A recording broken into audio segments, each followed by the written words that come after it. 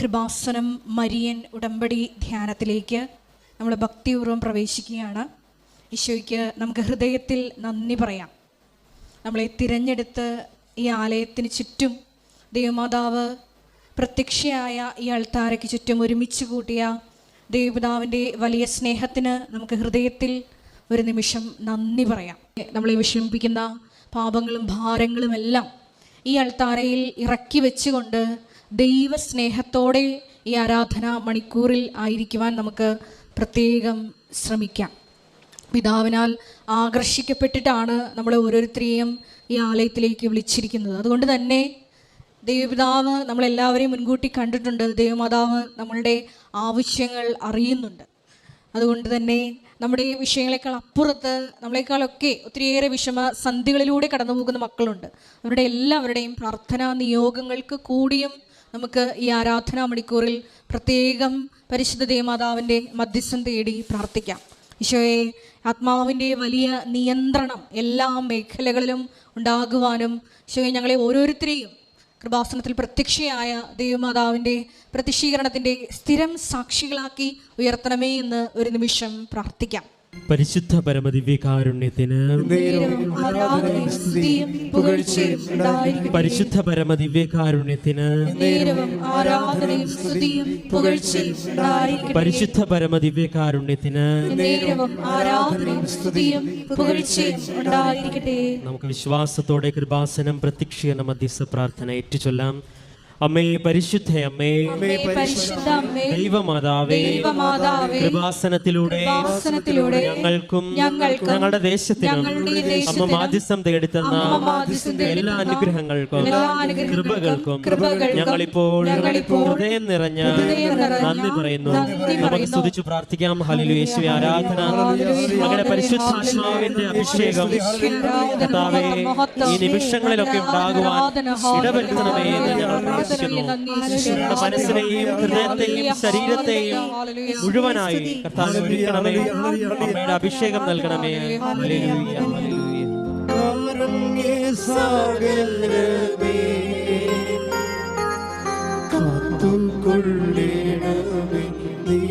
ഒരുമിച്ച് ഉച്ചത്തിൽ ഒരിക്കൽ കൂടി പാടാം. കാരുണ്യ സാഗരമേ കാത്തും കൊള്ളണമേ. പരിശുദ്ധ പരമദിവ്യകാരുണ്യത്തിന് പരിശുദ്ധ പരമദിവ്യകാരുണ്യത്തിന് പരിശുദ്ധ പരമദിവ്യകാരുണ്യത്തിന് അമ്മേ, പരിശുദ്ധ അമ്മേ, ദൈവമാതാവേ, 2004 ഡിസംബർ 7-ാം തീയതി ഉച്ച കഴിഞ്ഞ് 2:30 കൃപാസനത്തിൽ സംഭവിച്ച അമ്മയുടെ പ്രത്യക്ഷപ്പെടലിനെ കുറിച്ച് തിരുസഭയ്ക്ക് സമർപ്പിച്ചിരിക്കുന്ന പഠനരേഖകളുടെ വസ്തുനിഷ്ഠവും ദൈവശാസ്ത്ര വിധിപ്രകാരമുള്ളതുമായ അന്വേഷണ പഠനങ്ങൾ നടത്തി ആ പ്രത്യക്ഷപ്പെടലിലൂടെ പ്രകടമായ ദൈവമാതാവിന്റെ പ്രത്യേക കരുതലും സംരക്ഷണവും വെളിപ്പെടുത്തുന്ന പീഡിതരുടെ ആശ്വാസവും പ്രവാചകന്മാരുടെ ആരാധനയും വാഗ്ദാനത്തിന്റെ പേടകവും പ്രപഞ്ച പ്രകൃതിയുടെ മാതാവുമായ പരിശുദ്ധ അമ്മയുടെ ഭക്തി തിരുസഭയിൽ കൂടുതൽ പ്രചരിച്ച് ജീവിതത്തിന്റെ വിവിധ ദുരന്ത അവസ്ഥകളിൽ അകപ്പെട്ട് കഴിയുന്ന അനേകായിരം മക്കൾക്ക് ദൈവത്തിന്റെ സാന്നിധ്യവും സന്ധിപ്പും കൂടുതൽ അനുഭവിക്കുക വഴി ആത്മീയ വിശുദ്ധിയും ദൈവശക്തിയും കൈവരിക്കുവാൻ ഞങ്ങളുടെ കുടുംബങ്ങളെ ഇടയാക്കണമേ. സ്തുതിച്ച് പ്രാർത്ഥിക്കാം. ഹല്ലേലൂയ. ആരാധന. കർത്താവേ, ഞങ്ങളുടെ നാമത്തിന് മഹത്വം ഉണ്ടാകട്ടെ. കർത്താവേ, ഞങ്ങളുടെ ജീവിതത്താൽ, ഞങ്ങളുടെ ഉടമ്പടി ജീവിതത്താൽ അങ്ങയെ മഹത്വപ്പെടുത്തുവാൻ, പരിശുദ്ധമ്മയുടെ പ്രത്യക്ഷീകരണത്തിന്റെ വലിയ സാക്ഷികളായി തീരുവാൻ കർത്താവേ അങ്ങ് ഞങ്ങളെ അഭിഷേകം ചെയ്യണമേ. അനുഭവങ്ങൾ നൽകണമേ. അനുഭവങ്ങളുടെയും അടയാളങ്ങളുടെയും സ്ഥിരീകരണങ്ങൾ നൽകണമേ. ഈ അൾത്താരയിൽ അങ്ങേക്ക് സാക്ഷ്യം പറയുവാൻ ഞങ്ങളുടെ നിയോഗങ്ങളെ അങ്ങ് ഉപകരണമാക്കി മാറ്റണമേ എന്ന് പ്രാർത്ഥിക്കുന്നു. Hallelujah, hallelujah. യേശുവേ, ആരാധന.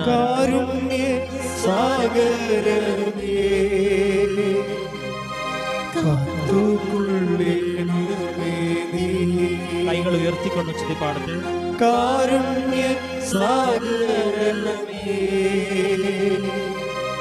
കാത്തുകൊള്ളണമേ നീ. പരിശുദ്ധ പരമദിവ്യകാരുണ്യത്തിന് ആരാധനയും സ്തുതിയും പുകഴ്ചയും ഉണ്ടായിരിക്കട്ടെ. പരിശുദ്ധ പരമദിവ്യകാരുണ്യത്തിന് എന്നേരവും ആരാധനയും സ്തുതിയും പുകഴ്ചയും ഉണ്ടായിരിക്കട്ടെ. പരിശുദ്ധ പരമദിവ്യകാരുണ്യത്തിന് എന്നേരവും ആരാധനയും സ്തുതിയും പുകഴ്ചയും ഉണ്ടായിരിക്കട്ടെ. അമ്മേ പരിശുദ്ധ അമ്മേ, അമ്മേ പരിശുദ്ധ അമ്മേ, ഭൂസ്വർലോകങ്ങളുടെ രാജ്ഞിയായ അങ്ങേക്ക് ഭൗമ സംരക്ഷണത്തിനായി പ്രപഞ്ച പ്രകൃതിയെ തന്നെ തിരുസഭ പ്രതിഷ്ഠിക്കുവാൻ ഈ പ്രത്യക്ഷീകരണം വഴി ഇടയാക്കണമേ. പരിശുദ്ധ അമ്മേ, ജപമാല മാതാവേ, സകല കൃപാസന പ്രാർത്ഥനകളോട് ചേർന്ന് ഞങ്ങൾ ഇപ്പോൾ പ്രാർത്ഥിക്കുന്ന ഈ സമൂഹത്തിന്റെ പ്രത്യേക നിയോഗങ്ങൾ നമുക്ക് മൗനമായി നമ്മുടെ നിയോഗങ്ങൾ ഇപ്പോൾ സമർപ്പിച്ച് പ്രാർത്ഥിക്കാം.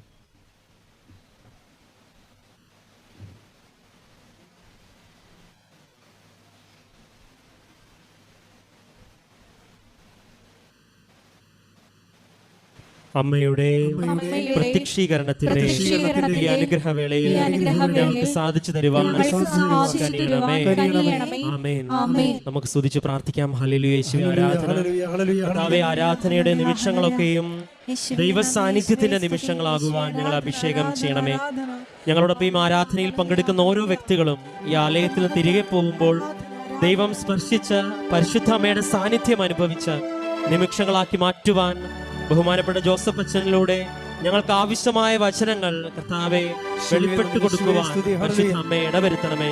കർത്താവെ, ഞങ്ങളുടെ ജീവിതങ്ങൾ ആശീർവദിക്കണമേ. ഇനി ഞങ്ങൾ ചെലവഴിക്കാൻ പോകുന്ന നിമിഷങ്ങളെ ആശീർവദിക്കണമേ. നിനക്ക് ഇഷ്ടമാം വിധത്തിൽ ഞങ്ങളുടെ ജീവിതങ്ങളെയും ഞങ്ങൾ ചെലവഴിക്കാൻ പോകുന്ന നിമിഷങ്ങളെയും രൂപാന്തരപ്പെടുത്തണമേ എന്ന് ഞങ്ങൾ പ്രാർത്ഥിക്കുന്നു.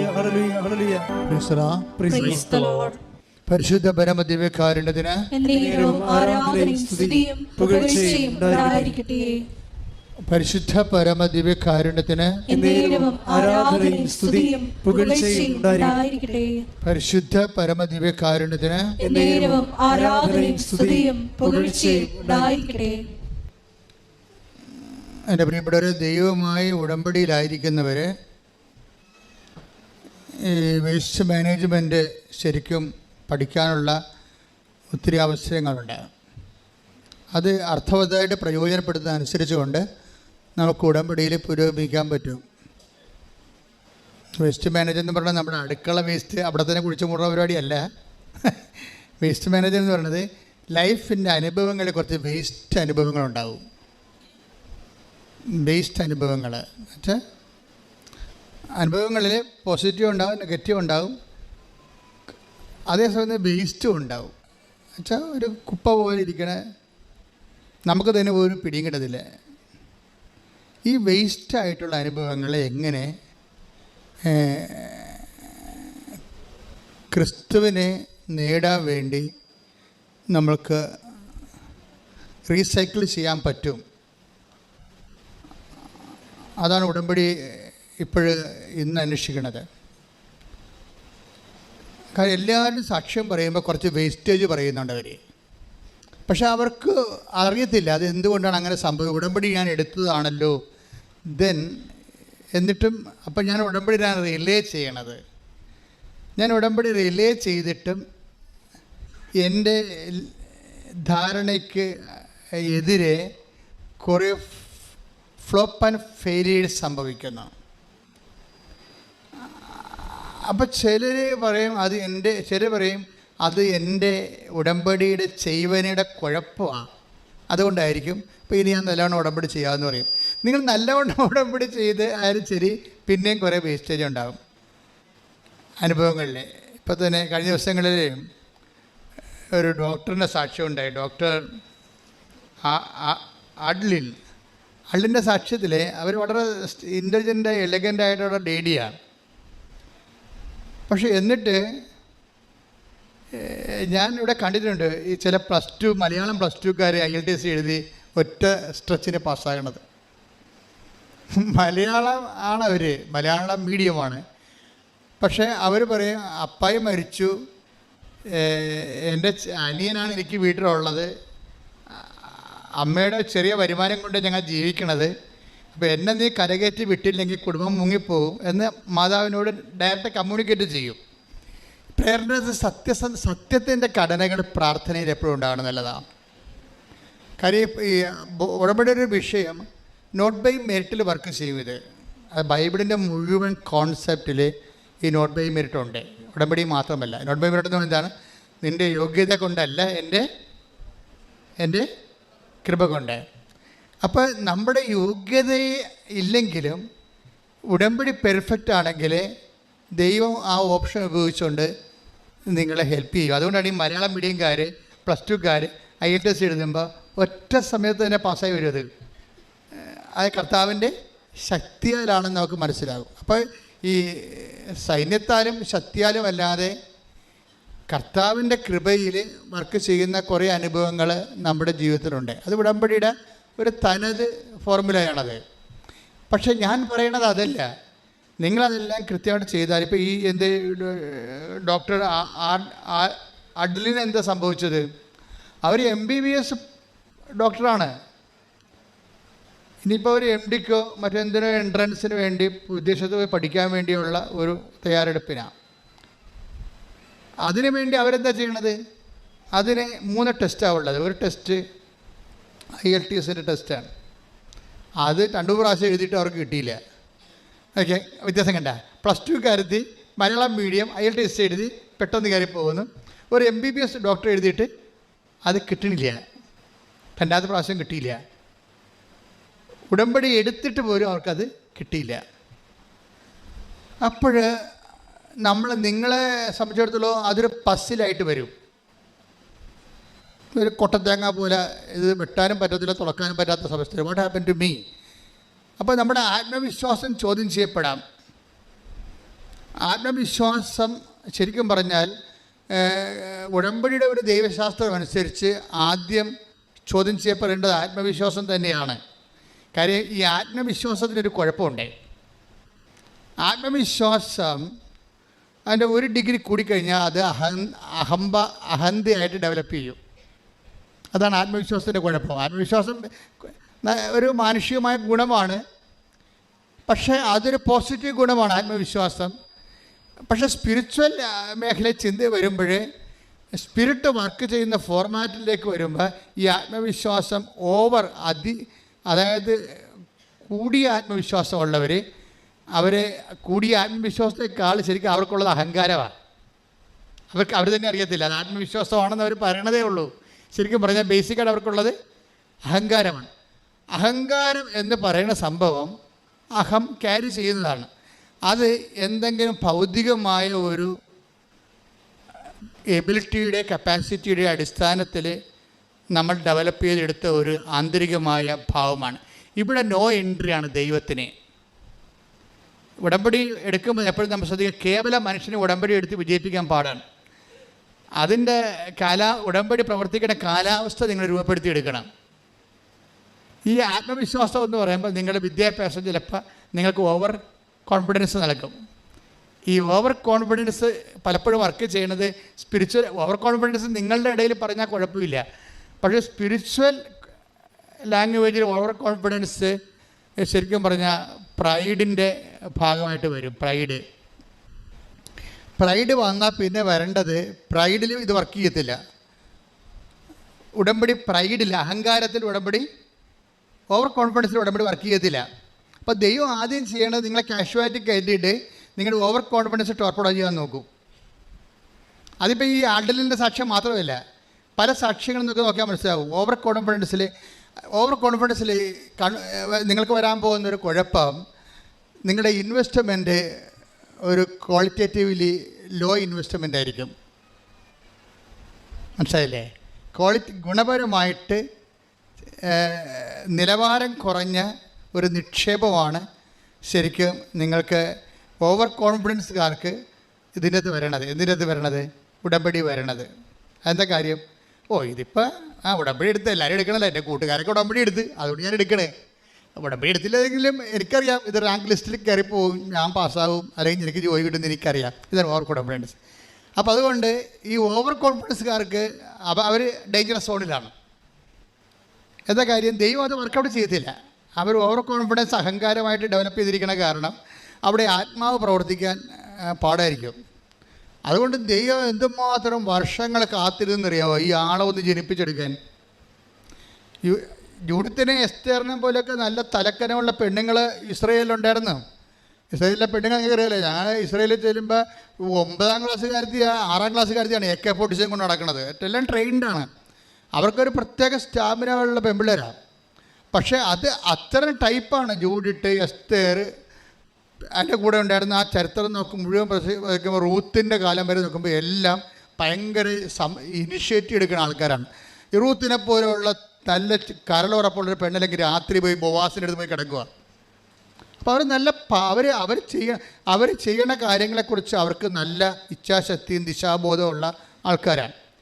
പക്ഷേ ഇതിൻ്റെ പ്രോബ്ലം വെച്ച് കഴിഞ്ഞാൽ അങ്ങനെയുള്ള ഒരാളെ ഒരു രക്ഷാകര നടപടിക്രമത്തിൻ്റെ കെയർ ടേക്കറായിട്ട് നിർത്താനേ പറ്റത്തുള്ളൂ. അതിൻ്റെ യഥാർത്ഥ ആളായിട്ട് ഏജൻ്റായിട്ട് വെക്കാൻ പറ്റത്തില്ല. അതുകൊണ്ട് റൂത്തും താമറും ഒക്കെ രക്ഷാകര സംഭവത്തിലെ കെയർ ടേക്കേഴ്സാണ്. അവർ ശ്രേണിയിലുണ്ട്, ഇല്ലെന്നൊന്നും പറയണില്ല, ഉണ്ടവർ. പക്ഷേ അവർ ലൈം ലൈറ്റിലില്ല. അവർ ഇങ്ങനെ ഗ്രീൻ റൂമിൽ നിൽക്കണ കാണാം. താമരൊക്കെ ഗ്രീൻ റൂമിലുണ്ട്. രക്ഷാകര ചരിത്രം വായിക്കുമ്പോൾ താമര അതിൻ്റെ അകത്തുണ്ട്. താമര വിജാതി സ്ത്രീയാണ്, മോവാബുകാരത്തിയാണ്. അപ്പോൾ അതേസമയം തന്നെ അതേസമയം റൂത്തുണ്ട്, എല്ലാവരും ഉണ്ട്. പക്ഷേ സ്റ്റേജിൽ മറിയം മാത്രമേ ഉള്ളൂ. അതെന്താ കാര്യം? അവിടുന്ന് തന്നെ ദാസിയുടെ വിനീത അവസ്ഥ. മറ്റതൊക്കെ വിനീതപ്പെട്ട് വരാൻ കുറച്ച് സമയമെടുക്കും. റൂത്തും താമരൊക്കെ വിനയപ്പെട്ട് വരാനേ. താമറിൻ്റെയൊക്കെ കാര്യം ഭയങ്കര വിറ്റാണ്. താമര പറയും, ഞാൻ ഗർഭിണിയായിരിക്കണതേ, എൻ്റെ കയ്യിൽ റിങ് ഉണ്ട്, ഇതിൻ്റെ ഉടമസ്ഥനാണ് എൻ്റെ ഗർഭത്തിൻ്റെ ഉത്തരവാദി എന്ന് പറയും. അതാരാണ്? അത് ജൂദാക്കിട്ട് പണി കൊടുക്കണേ. ജൂതയുടെ അഭ്യാസമൊന്നും എൻ്റെ അടുത്ത് നടക്കത്തില്ലെന്ന് പറയും. അപ്പോൾ അവർക്ക് അങ്ങനെ ചങ്കുറപ്പുള്ളവരൊക്കെ ഇതിനകത്തുണ്ട്. പക്ഷെ അവർ രക്ഷാകര നടപടിക്രമത്തിലുണ്ട്. അവർ ഗ്രീൻ റൂമിലാണ്. അവരെ വെച്ചുകൊണ്ട് ക്രിസ്തുവിനെ ഡയറക്റ്റ് പ്രസവിക്കാനൊന്നും പറ്റത്തില്ല. അതാണ് പ്രശ്നം. ഇപ്പോൾ ദാവീദിനെ പ്രസവിച്ചത് റൂത്ത് അല്ലെങ്കിൽ പോലും റൂത്ത് ദാവീദിൻ്റെ അമ്മുമ്മയാണ് ശരിക്കും പറഞ്ഞാൽ. അപ്പോൾ ദാവീദിൻ്റെ പോലെ അമ്മുമ്മയാകാൻ റൂത്തിന് പറ്റണുള്ളൂ. റൂത്തിൻ്റെ അത് വലിയ മിസ്റ്റേക്ക് ഇല്ലാത്തൊരു ലേഡിയാണ്. അപ്പോൾ നമുക്കറിയാം മാതാവിന് എന്തുമാത്രം വ്യത്യാസം, എന്തുമാത്രം ഫിൽട്ടർ ചെയ്തിട്ടാണ് ഈ മറിയത്തിലേക്ക് ദൈവം വരണതെന്നറിയാം. മറിയത്തിനോട് പറയുമ്പോൾ തന്നെ മറിയത്തിൻ്റെ ആദ്യത്തെ വാക്ക് തന്നെ ബിഹോൾഡ് എന്നാ പറയുന്നത്. ബിഹോൾഡ് എന്താണ്? The hand made of the Lord. എന്ത് രസമാണ് കേൾക്കാൻ, എന്തൊരു വല്ലാത്ത പറച്ചിലാണ്. എന്താണ്? നീ ഗർഭം ധരിച്ച് പുത്രനെ പ്രസവിക്കുമെന്ന് പറയുമ്പോൾ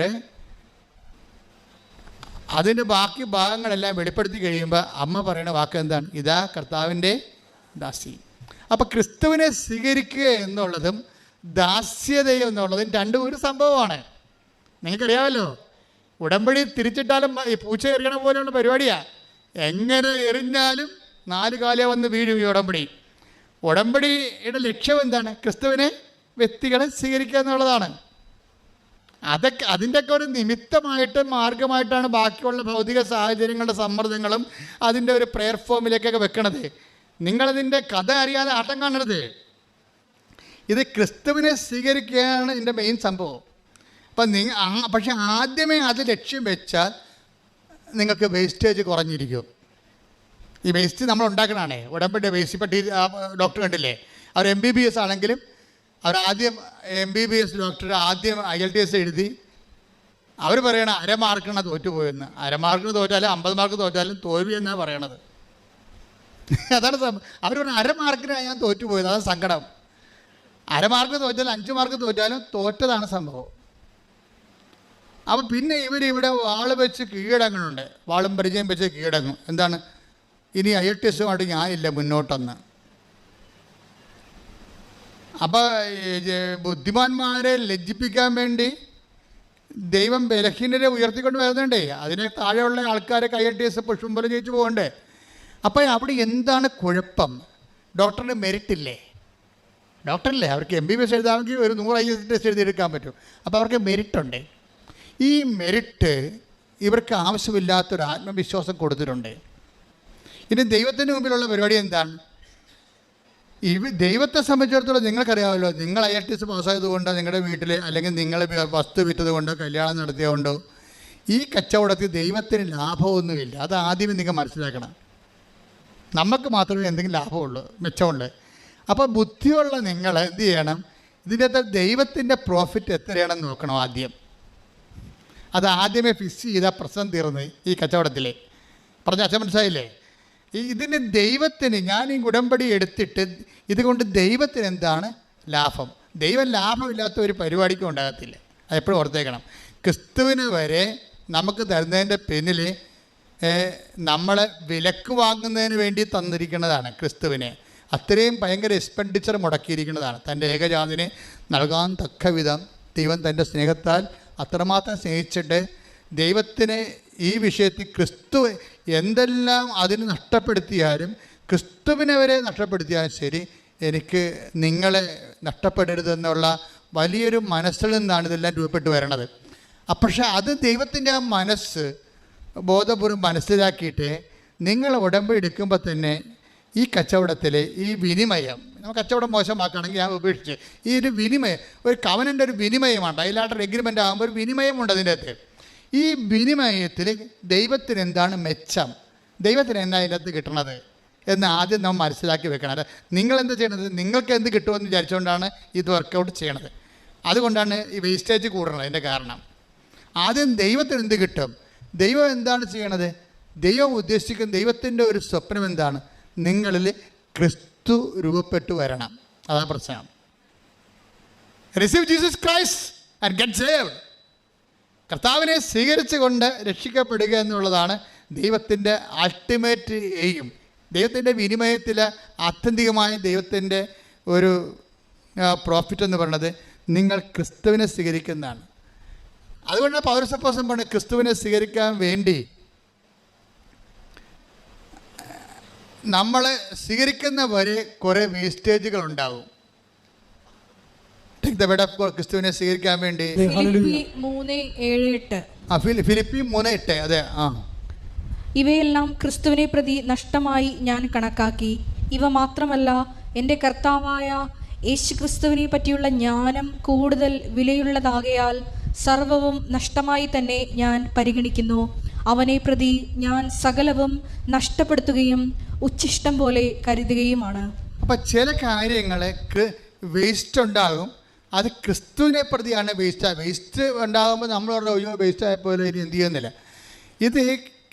ഇത് നിങ്ങൾ ലീവിൽ സംഭവിച്ചിട്ടുള്ള വേസ്റ്റുകൾ, ഇത്രയും നാൾ നിങ്ങളുടെ പരിശ്രമങ്ങളില്ലേ, നിങ്ങൾ എന്തുമാത്രം ഇൻട്രസ്റ്റ് എഴുതി, എന്തുമാത്രം ഇൻ്റർവ്യൂവിന് പങ്കെടുത്ത്, എത്ര ചെറുക്കന്മാർ വന്ന് നിങ്ങളെ കണ്ടു, എന്തുമാത്രം കാപ്പിയും ബിരിയാണിയും മിക്സറൊക്കെ അവന്മാർ കഴിച്ചിട്ട് പോയി, എന്നിട്ട് ഒരു കല്യാണം ഒത്തില്ലല്ലോ. എന്തുമാത്രം വേസ്റ്റേജാണ് വരുന്നത് ജീവിതത്തിൽ. ഞാൻ ജീവിതത്തെക്കുറിച്ചാണ് സംസാരിക്കുന്നത്, നിങ്ങളോർക്കും വേറെ കാര്യമാണ്. ഞാൻ ജീവിതത്തെക്കുറിച്ച് തന്നെ സംസാരിക്കണത്. അപ്പോൾ ഇങ്ങനെ നമ്മൾ നഷ്ടപ്പെടുത്തിയ കുറേ വേസ്റ്റുകളുണ്ട്. ഈ വേസ്റ്റുകൾ നമുക്ക് തന്നിരിക്കുന്ന വികാരം എന്താണ്? നിരാശ, പരാജയബോധം, കുറേ സാധനമില്ലേ നമ്മുടെ വേസ്റ്റ്. നിങ്ങൾ ഞാൻ കൽക്കട്ടയിൽ വരെ പോയി ആ വിസ ഇൻ്റർവ്യൂവിന് പങ്കെടുത്തതാണ്, എന്നിട്ട് അത് കിട്ടിയില്ലെന്ന് പറയും. കാശും പോയി, വിസയും കിട്ടിയില്ല, സമയവും പോയി, വേസ്റ്റായില്ലേ. അപ്പം ചില പറയും ഞാൻ മദ്രാസ് വരെ പോയി ആ പരീക്ഷ എഴുതിയതാണ്. എനിക്കന്ന് പനിയായിരുന്നു, എനിക്കന്ന് പീരീഡ്സ് ആയിരുന്നു, ഭയങ്കര കഷ്ടപ്പാട്. ഞാൻ പറഞ്ഞാണ് മമ്മിയോട്, പോണില്ല, മമ്മിയാണ് എന്നെ മുന്നിൽ തള്ളി വിട്ടത്. എന്നിട്ട് അതും കിട്ടിയില്ല, ഞാൻ അകപ്പെട്ടു പോയി. അപ്പോൾ നമുക്ക് ഒത്തിരിയേറെ സങ്കടങ്ങൾ. ഇത്രയും കഷ്ടപ്പെട്ടിട്ട് ഒരു പ്രയോജനമില്ല, വെറുതെ അറിയാവുന്നില്ല, ഒരു കാര്യമില്ലല്ല. ഇതാണ് വേസ്റ്റ് എന്ന് പറയുന്നത്. ഇപ്പോൾ മനസ്സിലായ വേസ്റ്റ്. ഈ വേസ്റ്റ് കൊണ്ട് എങ്ങനെ വിളക്ക് കത്തിക്കാമെന്ന് നോക്കണം. ഈ വേസ്റ്റ് എടുത്തിട്ട് എന്താ ചെയ്യണത്? ബൈബിൾ പറയണത് ഈ വേസ്റ്റ് എല്ലാം നീ ക്രിസ്തുവിൻ്റെ അക്കൗണ്ടിലേക്ക്, പിതാവായ ദൈവത്തിൻ്റെ അക്കൗണ്ടിലേക്ക് സെൻഡ് ചെയ്യണം. അതാണ് വിഷയം. നീ അത് വെച്ച് നിരാശയായിട്ട് അനുഭവിച്ചുകൊണ്ടിരിക്കരുത്. ഉടമ്പടി സൂപ്പർ പദ്ധതിയാണ്. ഈ സംഭവം മുഴുവനും നിനക്ക് നഷ്ടപ്പെട്ട നഷ്ടങ്ങളെല്ലാം എഴുതിയിട്ടിട്ട് പിതാവിൻ്റെ അക്കൗണ്ടിലേക്ക് ക്യാരി ഓവർ ചെയ്യണം. അപ്പോൾ ഇതെല്ലാം ഞാൻ വിശ്വാസത്തോടെ പ്രത്യാശയോടെ സ്വീകരിക്കുന്നത്. ഞാൻ സഹിച്ച സഹനങ്ങൾ, നഷ്ടങ്ങൾ, അതുപോലെ തന്നെ കോട്ടങ്ങൾ, എൻ്റെ ജീവിതത്തിലെ ഉച്ഛിഷ്ടങ്ങൾ, ഇതെല്ലാം ക്രിസ്തുവിനെ നേടാൻ വേണ്ടി നിൻ്റെ മഹത്വത്തിന് വേണ്ടി കാഴ്ചവെക്കുന്നു. Praise the Lord. അപ്പോൾ ഒന്ന് പറഞ്ഞേ, അപ്പാ അപ്പാ, എൻ്റെ ജീവിതത്തിൽ വന്നിട്ടുള്ള എന്റെ ജീവിതത്തിൽ വന്നിട്ടുള്ള പരാജയങ്ങള്, ഒരു ആവശ്യമില്ലാത്ത പരാജയങ്ങള്, മറ്റുള്ളവരുടെ ഉപദേശത്താൽ അടിച്ചേൽപ്പിക്കപ്പെട്ട പദ്ധതി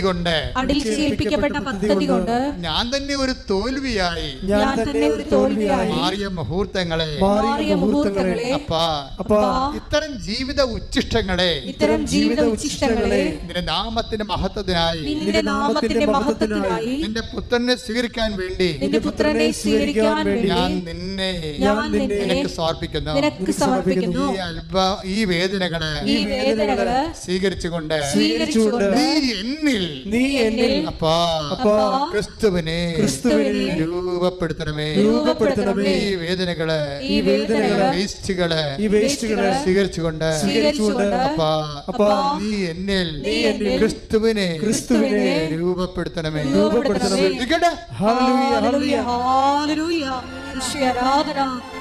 നിന്നെ നേടുവാൻ വേണ്ടി എല്ലാം ഇഷ്ടം പോലെ കരുതുവാനുള്ള വലിയ കൃപ ഞങ്ങളുടെ സഹനങ്ങൾ കൃപകളാക്കി മാറ്റണം. നിന്റെ സ്നേഹത്തിൻ നിഴലാക്കണേ, എന്നെ കുരിശോളം വലുതാക്കണേ. നിന്റെ സ്നേഹത്തിൻ നിഴലാക്കണേ. പരിശുദ്ധ പരമദിവ്യകാരണത്തിന് ആരാധനയും സ്തുതിയും പുകഴ്ചയും ഉണ്ടായിരിക്കട്ടെ. എൻ്റെ പേര് അജിത കെനഡി. ഞാൻ ട്രിവാൻഡ്രത്തു നിന്ന് വരുന്നു. ആദ്യമായി ഈ ആൾത്താരയിൽ ഇവിടെ നിൽക്കാൻ സാധിച്ചതിന് ഞാൻ അമ്മമാതാവിനും തിരുക്കുമാരനും 1000 നന്ദി പറയുന്നു. എനിക്ക് ഈ കൃപാസനത്ത് ഇവിടെ നടക്കുന്ന ശുശ്രൂഷകൾക്ക് ഒരു താല്പര്യവും ഇല്ലായിരുന്നു. കാരണം ഞാനൊരു ഇവിടത്തെക്കുറിച്ചൊരു ഫേക്ക് ന്യൂസ് കേട്ടിട്ടുണ്ടായിരുന്നു. അതുകൊണ്ട് തന്നെ എനിക്ക് ഇതിനോടൊരു ഒട്ടും വിശ്വാസമില്ലായിരുന്നു.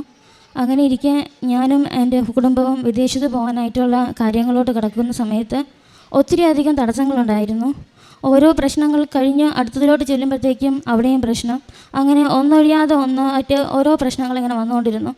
അപ്പോൾ ഞാനും എൻ്റെ ഹസ്ബൻഡ് ഇങ്ങനെ സംസാരിച്ചിരിക്കുന്ന സമയത്ത് എൻ്റെ സിസ്റ്ററിലോ എന്നോട് ഇങ്ങനെ പറഞ്ഞു, കൃപാസനമുണ്ട്, നീ അവിടെ ചെന്ന് ഉടമ്പടി എടുക്കുക, എല്ലാം ശരിയാകുമെന്ന് പറഞ്ഞു. പക്ഷേ എൻ്റെ മനസ്സിൽ ഈ നെഗറ്റീവ് ഇമേജ് കാരണം എനിക്ക് ഒട്ടും അത് ഉൾക്കൊള്ളാൻ പറ്റിയില്ല. എങ്കിലും എൻ്റെ ഹസ്ബൻഡും എൻ്റെ സിസ്റ്ററിനെയും ഒത്തിരി നിർബന്ധിച്ചത് കാരണം ഓക്കെ ഇവിടെ വരാമെന്ന് കരുതി ഞാൻ ഈ വർഷം മെയ് 30-ാം തീയതി ഞാനിവിടെ വന്നു ഉടമ്പടി എടുത്തു. ഉടമ്പടി എന്താണെന്നൊന്നും എനിക്ക് അറിയത്തില്ലായിരുന്നു. എന്നാലും ഇവിടുത്തെ ക്ലാസ്സൊക്കെ കേട്ടതനുസരിച്ച് ഞാൻ ആ കാര്യങ്ങളൊക്കെ രാവിലെ പ്രത്യക്ഷീകരണ പ്രാർത്ഥന, വൈകിട്ടുള്ള സായാഹ്ന പ്രാർത്ഥനയൊക്കെ ചൊല്ലി അങ്ങനെ കാര്യങ്ങളൊക്കെ പോയിക്കൊണ്ടിരുന്നു. പക്ഷേ ഞാൻ വിസിറ്റിംഗ് വിസയ്ക്ക് വേണ്ടിയിട്ടായിരുന്നു അപ്ലൈ ചെയ്തിരുന്നത്. സാധാരണ നിങ്ങൾക്കറിയാവുമെന്ന് എനിക്കറിയത്തില്ല, എല്ലാവർക്കും 1-1.5 മാസത്തിനുള്ളിൽ എല്ലാ കാര്യങ്ങളും ഓക്കെ ആവുന്നതാണ്. പക്ഷേ എൻ്റെ കാര്യത്തിലായപ്പോഴത്തേക്കും 2 മാസമായിട്ടും അവിടെ നിന്ന് ഒരു മെസ്സേജോ ഒരു കോളോ അങ്ങനെ ഒന്നും വന്നില്ലായിരുന്നു. അപ്പോൾ ഞാൻ മാതാവിനടുത്ത് പ്രാർത്ഥിച്ചു, മാതാവേ ഞാൻ അവിടെ വന്ന് ഉടമ്പടി എൻ്റെ മനസ്സ് ഇല്ലാതിരുന്നിട്ട് പോലും ഞാൻ അവിടെ വന്ന് ഉടമ്പടി എടുത്തതാണ്, എൻ്റെ മാതാവ് കൈവിടരുതേ എന്ന് പറഞ്ഞ് പ്രാർത്ഥിച്ചു. ഒത്തിരി ഞാൻ മാതാവിനോട് പ്രാർത്ഥിക്കുമ്പോഴൊക്കെ കരയാതെ ഞാൻ പ്രാർത്ഥിച്ചിട്ടില്ലായിരുന്നു, അത്രയ്ക്കും ഞാൻ പ്രാർത്ഥിച്ചു. എന്നിട്ട് കഴിഞ്ഞ 2 ആഴ്ചയ്ക്ക് മുന്നേ ഇങ്ങനെ ഞങ്ങൾക്ക് ഞാൻ ഒരനക്കവും ഇല്ലാതിരുന്ന സമയത്ത് ഞാൻ മാതാവിനോട് പറഞ്ഞു, മാതാവേ ഞാൻ ഇന്ന ദിവസം, ഞാനൊരു ഡേറ്റ് പറഞ്ഞു മാതാവിനോട്, മാതാവേ ഇന്ന ദിവസം അവിടുത്തെ എംബസിയിൽ നിന്ന് എന്തെങ്കിലും ഒരു മെസ്സേജോ ഇമെയിലോ അങ്ങനെ എന്തെങ്കിലും വന്ന് എനിക്കൊരു അടയാളം തരണമേ എന്ന് പറഞ്ഞു. എന്നിട്ട് ഞാൻ മാതാവിനോട് ചോദിച്ചു, മാതാവേ ഇനിയിപ്പോൾ ഞാൻ എൻ്റെ ഉടമ്പടി പ്രാർത്ഥനയിൽ എന്തെങ്കിലും വീഴ്ചകൾ വരുത്തിയിട്ടുള്ളത് കൊണ്ടായിരിക്കുമോ എനിക്കിങ്ങനെ സംഭവിക്കുന്നതെന്ന് പറഞ്ഞ് ചോദിച്ചു. ഞാൻ മാതാവിനോട് പറഞ്ഞു, മാതാവേ ഇനി ഞാൻ കറക്റ്റായിട്ട് ഉടമ്പടി പ്രകാരം എല്ലാ കാര്യങ്ങളും ഞാൻ ചെയ്തു കൊള്ളാമെന്ന് പറഞ്ഞു. ഞാൻ മാതാവിനോട് പ്രാർത്ഥിച്ചു. ഞാൻ പറഞ്ഞ ദിവസം വൈകുന്നേരം 5 മണിയായപ്പോൾ തന്നെ എംബസിയിൽ നിന്ന് ഞങ്ങൾക്ക് ഇങ്ങനെ മെയിൽ വന്നു, നിങ്ങളുടെ ഫയൽ ഓപ്പൺ ആയിട്ടുണ്ടെന്ന് പറഞ്ഞു. അപ്പോൾ ഞാൻ ഓടിച്ചെന്ന് മാതാവിന് നന്ദി പറഞ്ഞു. പിന്നെയുള്ള പ്രാർത്ഥനയൊക്കെ വിസ പ്രോസസ്സിങ്ങിലോട്ടായിരുന്നു. അത് 2 അല്ലെങ്കിൽ 3 ആഴ്ചയിൽ ഒക്കെ ശരിയാകുന്നതാണ്. എന്നിട്ട് ഞാൻ ഓരോ ദിവസവും ഇങ്ങനെ പ്രാർത്ഥിച്ച് പോയിക്കൊണ്ടിരുന്നു. ഞാൻ കഴിയുന്നതും ഉടമ്പടി പ്രകാരമുള്ള എല്ലാ കാര്യങ്ങളും ഞാൻ ചെയ്യാറുണ്ടായിരുന്നു. എന്നിട്ടും എനിക്ക് ഇങ്ങനെ ഓരോ തടസ്സങ്ങൾ വരുമ്പോഴത്തേക്കും ഞാൻ എൻ്റെ ഉള്ളിൽ ചിന്തിക്കുന്ന, ദൈവമേ, ഞാൻ ഈ പ്രാർത്ഥിക്കുന്നത് പോരെ, അതോ ഇനിയും കാര്യങ്ങൾ അമ്മ എന്നിൽ നിന്ന് പ്രതീക്ഷിക്കുന്നുണ്ടോ, എന്തെങ്കിലും ഒരു തെറ്റുകുറ്റങ്ങളുണ്ടെങ്കിൽ എനിക്കത് കറക്റ്റ് ചെയ്ത് ഈ ഉടമ്പടി മുന്നോട്ട് കൊണ്ടുപോകാൻ അമ്മ സഹായിക്കണേ എന്ന് ഞാൻ പ്രാർത്ഥിച്ചു. അങ്ങനെ ഇരുന്നപ്പോൾ ഞാൻ ഈ മാസം 22-ാം തീയതി ഇവിടെ വരാൻ ടിക്കറ്റൊക്കെ ബുക്ക് ചെയ്തിരിക്കുന്ന സമയത്ത് 21-ാം തീയതി ആയപ്പോഴത്തേക്ക് രാവിലെ 10:30 എൻ്റെ ഹസ്ബൻഡ് എന്നെ വിളിച്ചിട്ട് പറഞ്ഞു, ഇങ്ങനെ ഏജൻസിയിൽ നിന്ന് ഫോൺ വന്നിട്ടുണ്ടായിരുന്നു, പാസ്പോർട്ട് ഹോൾഡ് ചെയ്തിരിക്കുകയാണെന്ന് പറഞ്ഞു. അപ്പോൾ എന്താ റീസൺ എന്ന് അവർക്ക് അറിയില്ല, എന്തായാലും ഒന്നുകൂടെ ഒന്ന് മെയിൽ ചെയ്യാമെന്ന് പറഞ്ഞിരുന്നു. അപ്പോൾ സത്യം പറഞ്ഞാൽ എന്തു ചെയ്യണം, ആരെ വിളിച്ച് ഞാൻ പ്രാർത്ഥനാ സഹായം ചോദിക്കണമെന്ന് എനിക്കറിയത്തില്ലായിരുന്നു. ഞാൻ ഓടി എൻ്റെ റൂമിൽ ചെന്ന് കടച്ചു മാതാവിനോട് ഞാൻ ഒത്തിരി കരഞ്ഞ് പ്രാർത്ഥിച്ചു, മാതാവേ, എന്താണ് എൻ്റെ അടുത്ത് ഇങ്ങനെ കാണിക്കുന്നത്? ഞാൻ കുഞ്ഞു കുട്ടികൾ ഒരു അമ്മയോട് എങ്ങനെ കരയോ അത്രത്തോളം ഞാൻ മാതാവിനോട് കരഞ്ഞു. ഞാൻ പറഞ്ഞു, മാതാവേ, ഉറപ്പായിട്ടും ഞാൻ ഇവിടെ ഇങ്ങനെ വന്ന് നിൽക്കുമെന്ന് എനിക്ക് ഒട്ടും അറിയത്തില്ല, എങ്കിൽ പോലും മാതാവേ എന്നെ അമ്മയുടെ സാക്ഷിയാക്കണേ എന്ന് പറഞ്ഞ് ഞാൻ പ്രാർത്ഥിച്ചു. ഞാൻ 3-3.5 മണിക്കൂറോളം എൻ്റെ റൂമിനകത്ത് കടച്ചു ഞാനും മാതാവും ഒത്തിരി കരഞ്ഞ് പ്രാർത്ഥിച്ചു. ഓരോരുത്തരുടെ സാക്ഷ്യങ്ങൾ ഞാൻ കേൾക്കുമ്പോഴൊക്കെ സഞ്ചാരി മാതാവ്, ഞാൻ മാതാവിനോട് പറഞ്ഞു, മാതാവേ, നീ സഞ്ചാരി മാതാവല്ലേ, നീ ഇനി ഒരു നിമിഷം പോലും എൻ്റെ റൂമിനകത്ത് ഇരിക്കരുത്, നീ പെട്ടെന്ന് പോയി എൻ്റെ വിസ നിൻ്റെ കൈ കൊണ്ട് തന്നെ സീൽ ചെയ്ത് എനിക്ക് പാസ്പോർട്ട് എനിക്ക് റിലീസ് ചെയ്ത് തരണേ എന്ന് ഞാൻ പ്രാർത്ഥിച്ചു. 3.5 മണിക്കൂർ കഴിഞ്ഞ് ഞാൻ റൂമിൽ നിന്ന് പുറത്തിറങ്ങി. അപ്പോൾ എൻ്റെ ഹസ്ബൻഡ് വന്നു. പുള്ളിക്കാരനെ നോക്കിയപ്പോഴത്തേക്കും മുഖത്ത് ഭയങ്കര സങ്കടം, എന്ത് ചോദിക്കണമെന്നൊന്നും എനിക്കറിയത്തില്ല. ഒരു 5 മിനിറ്റ് കഴിഞ്ഞപ്പോഴത്തേക്കും ഏജൻസിയിൽ നിന്ന് ഫോൺ വന്നു, നിങ്ങളുടെ വിസ ഹോൾഡ് ചെയ്ത് വെച്ചിരിക്കുന്ന വിസ റിലീസ് ചെയ്തു എന്ന് പറഞ്ഞു. ഞാൻ ഓടി മാധവനോട് നന്ദി പറഞ്ഞോന്ന് എനിക്കറിയത്തില്ല, ഞാൻ അത്രയ്ക്കും കരഞ്ഞു. പിറ്റേ ദിവസം ഞാനും എൻ്റെ ഹസ്ബൻഡ് ഇവിടെ വന്നു. ഇവിടുന്ന് പ്രാർത്ഥിച്ചുകൊണ്ടിരിക്കുന്ന സമയത്ത് തന്നെ ഏജൻസിയിൽ നിന്ന് ഫോൺ വന്നു, നിങ്ങൾക്ക് വിസ അടിച്ച് വിസ ഓക്കെ ആയിട്ടുണ്ട്, 2 ദിവസത്തിനുള്ളിൽ കയ്യിൽ കിട്ടുമെന്ന് പറഞ്ഞു. മാതാവിനോട് ഈ മാതാവിൻ്റെ നോക്കി ഞാൻ ഒരുപാട് പ്രാർത്ഥിച്ചു, മാതാവേ, ഈ സന്നിധിയിൽ ഇരിക്കുമ്പോൾ തന്നെ എനിക്ക് ഇങ്ങനെ ഒരു ന്യൂസ് അറിയാൻ സാധിച്ചതിന് ഞാൻ മാതാവിന് ഒരുപാട് നന്ദി പറഞ്ഞു. ഞാൻ നിങ്ങളോടൊരു കാര്യം പറയുവാണ്, 1 തവണ പ്രാർത്ഥിച്ചു, 2 തവണ പ്രാർത്ഥിച്ചു, കാര്യം നടന്നില്ല എന്ന് കരുതി മാതാവിനോട് പിണങ്ങുകയോ നിങ്ങൾ പ്രാർത്ഥന മാറ്റി വയ്ക്കുകയോ ചെയ്യരുത്. നിർബന്ധത്തോടെ മാതാവിനോട് വിളിച്ച് കരഞ്ഞ് ചോദിച്ചാൽ ഉറപ്പായിട്ട് മാതാവ് നിങ്ങളെ സഹായിക്കും. ഈശോയ്ക്കും തിരുക്കുമാരനും എൻ്റെ കുടുംബത്തെ അനുഗ്രഹിച്ചതിന് ഞാൻ കോടാനുകോടി നന്ദി പറയുന്നു.